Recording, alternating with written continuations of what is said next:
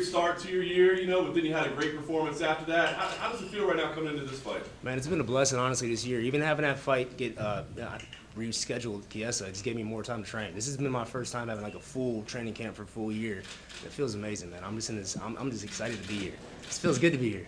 It's a big spot on a big card. Does it kind of feel like justice for you to be here? It feels like you're kind of weirdly connected to this fight, right? I mean, it's all lightweight, so I feel like I've been here before, man. I've been in the main event. I've been the champion before. I'm just having fun. The idea that you guys are the backup plan, I mean, obviously it's a big fight in itself, but the idea that could be there, did that factor into your decision at all in taking this fight and wanting to be on this card? No. You know what? I came to Vegas after Kevin Lee was talking mad trash. Me and Kevin were boys, and then he comes out and says all that stuff. So, I came to Vegas, had the meeting with Dana and Sean Shelby. I'm like, put me and Kevin on Vegas or New York. I wanted to fight New York. And they're like, no, you're fighting Milwaukee. So I go back home. I think I'm chilling. Phone rings, and they call and tell me. I said, send the contract. I don't even care about the details. Send the contract. So you're not thinking at all about, I wonder in this position if either you or Tony are kind of like, if something bad happens this week, I might get a shot at a title. Well, that's in the back of my head, but I mean, I'm fighting Tony Ferguson, bro. A guy like that made me wake up motivated every day. It felt good to get up motivated. Like, I got this guy in front of me in a couple weeks. The world's going to be watching, and he's a killer, and I'm a killer, so it's going to be killer be killed. What about that matchup? I mean, the two of you guys' styles looks like it could be some insanity out there. Well, you guys know me, man. I come to fight, and he comes to fight, so I mean, this is a great recipe for a great fight for you guys. And last thing for me, is this a number one contender fight in your mind? Who knows, man? I feel like it's not about the rankings no more. It's about popularity. If I go out there, I pull off a Showtime kick, I'm getting the title shot. So it just all depends on who the fans want to see fight. What do you think about the Nate Diaz-Dustin Poirier matchup coming up in New York? Yeah, I think that's a great matchup. I mean, I haven't seen Diaz in a long time. I fought Dustin. I know what he brings, and I think that's a great matchup. It's a huge matchup for the lightweight division. Anthony, you've had your share of injuries over the years. Are you surprised Tony is coming back so quick from the injury he had earlier this year? Yeah, you know what? That's a quick return from a knee surgery. I had a knee surgery done. It takes a long time, not only for the actual injury recovery, but for the mind to recover, just to get used to checking again and used to using the leg again. So, I mean, I know he had surgery, and it's in the front left leg, so it's there. It's a target, right? I mean, I'm gonna go out there and fight this guy. That's it. I'm not gonna defend takedowns. I'm not gonna try holding him on the cage. I'm not gonna try fighting him off my back. I'm gonna go fight this guy and try to knock him out with every combo. You said you're having fun now. You've been at it for quite a while. Do you enjoy things? You take more time and appreciate them more now than you did maybe when you were younger? Yeah, I got it thrown at me, man. I came into UFC. I was a champion a year and a half, 2 years. I mean, not even 2 years. I was a champion of the UFC. WEC, we all know how that ended. So my career has went crazy. I forgot to sit back and actually breathe and look where I was at. And when I lost the belt, I was so focused on getting it back, I didn't even get to, I didn't even enjoy where I was at. And this time around, I'm enjoying where I'm at. I'm having a great time. I had a great camp, and I'm just motivated to go out there. I can't wait till Sunday. Let's be like that. What about the dynamic of training the card with Sergio again? I know you guys have had mixed feelings, mixed results doing that. Yeah, man, I love it. Actually, I got to do the full training camp with Serge. I could see how well prepared he is. It's on his hands, When it's his time to fight.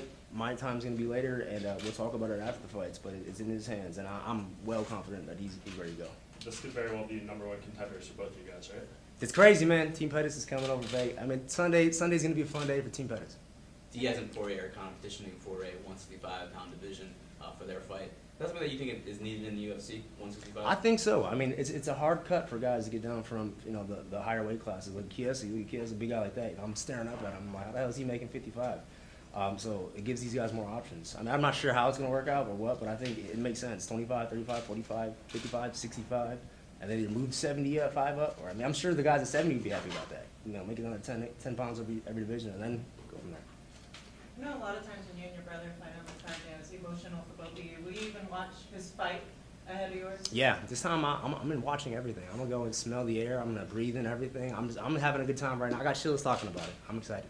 What are your thoughts on the main event between Khabib and Conor? Obviously, you almost fought Khabib. There was a fight that didn't come together. What are your thoughts on how this plays out? And will you be looking to sort of send a message to them if the fight goes well for you with Tony before they even step in the octagon? Yeah, I mean, I think my performance will send the message. I think that fight's a great fight, man. Khabib's undefeated. I almost had the chance to fight him in Brooklyn. That didn't. I think the media pushed that harder than it was. I really didn't have a guaranteed answer that I was, fighting Khabib. So it was almost there. It got me excited, but now I'm here. I'm fighting Tony. The main event's a great fight. Conor McGregor, Khabib. I mean, they're both killers. What would excite you more, a fight with Khabib or Conor McGregor, depending on sort of who wins the UFC 229? What excites you more in a matchup? Whoever has the belt. You talked to me in the head of your last fight about getting away from the wrestling, getting back to what makes it fun for you. How have you approached this camp? Is it kind of the same philosophy? Same exact way, and I had a blast. It felt good to have fun training again. You know, I was happy to go to the gym. I was motivated to go to the gym. I've gotten so much better, and I can't wait to show it. Yourself excluded, who's the best lightweight in the world right now? Khabib. So you think he beats Conor? No, I think Conor wins. How? Knockout. First round? I don't know. I don't know what round, because Khabib gets hit and Conor has the ability to put him away.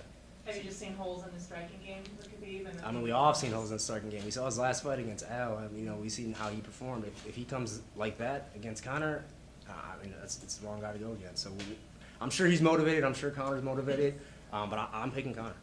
So is it just a case of styles make fights, or do you think whoever has the belt is the rightful best lightweight in the world? Wait, what do you mean? Well, because you said Khabib is the best lightweight in the Oh world. yeah, he's the champ. I mean, Khabib's the current champion. I mean, so Conor has to go over and prove it again. Where does Tony rank in that conversation? I mean, he's in the longest winning streak in the history of this weight class. Yeah, but who's he fought? That's what we got to look at. I mean, who did he win the belt against? I mean, even Khabib, who did he win the belt against? Like, he didn't win the belt against the real champion. So we're in a weird spot. You look at the last 10 fights. Like, let's. I mean, there's some good wins, some great wins, but again, he hasn't fought the best in the division yet.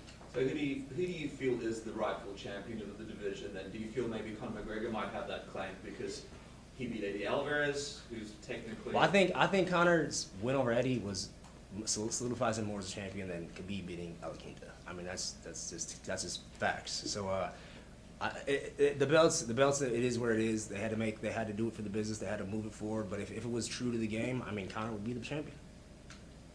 Have you watched some of Tony's workout videos on I do, yeah. I mean, Tony's a killer, man. I respect this guy as a fighter, but I'm gonna go out there and try to whoop his ass.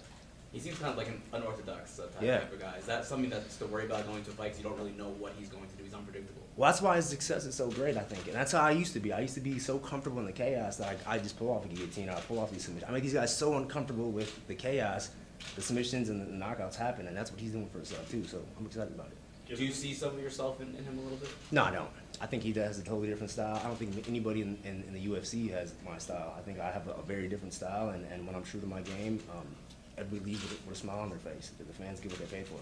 Given his style, are you surprised he's won as many fights in a row as he has? That he hasn't just been caught at some point or made a mistake? Nah, the dude's Mexican, bro, and I train with Mexicans. The Mexicans are tough. I'm Mexican. These Mexicans are tough, and if you have a little bit of skill and you're Mexican, you can go a long way. Anthony, you're around your brother all the time, and he hasn't won a title yet. You have. What do you think is, like, if there is one, a difference just in how that motivation works when you've had it and you're trying to get it back, or when you haven't had it yet? I stopped thinking about that, man. I stopped trying to get it back. I mean, I'm on my title run right now. This is my real title run. This is gonna be the real title run where I get to hold on to this. I'm ready for it now. Before I was too young, I took it for granted. I took it for granted. You know, I was in a spot where I wasn't ready for it, and that had to happen. You know, I went back. I watched the RDA fight. I appreciate what happened in that fight.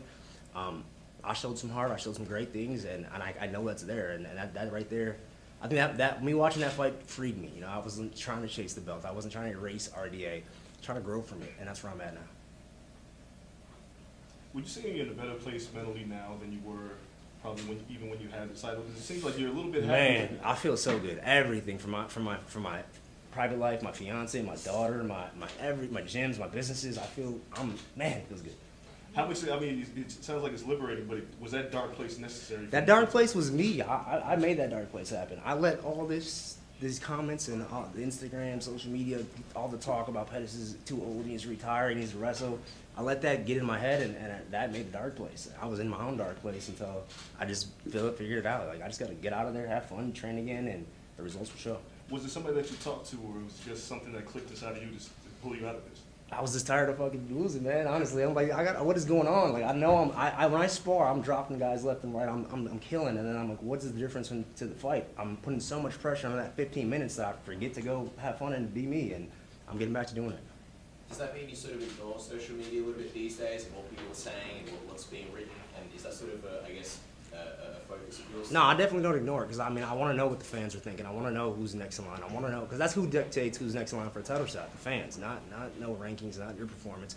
Who do the fans want to see fight? That's who's next in line to be the best in the world. I want to know what it is, but now I have a filter. You know, I understand. I can't let that go deep I can't let it cut. You know, I can't let it go deep where I'm like taking offense to it. If I take offense to it, then it must be true, and I know it's not true.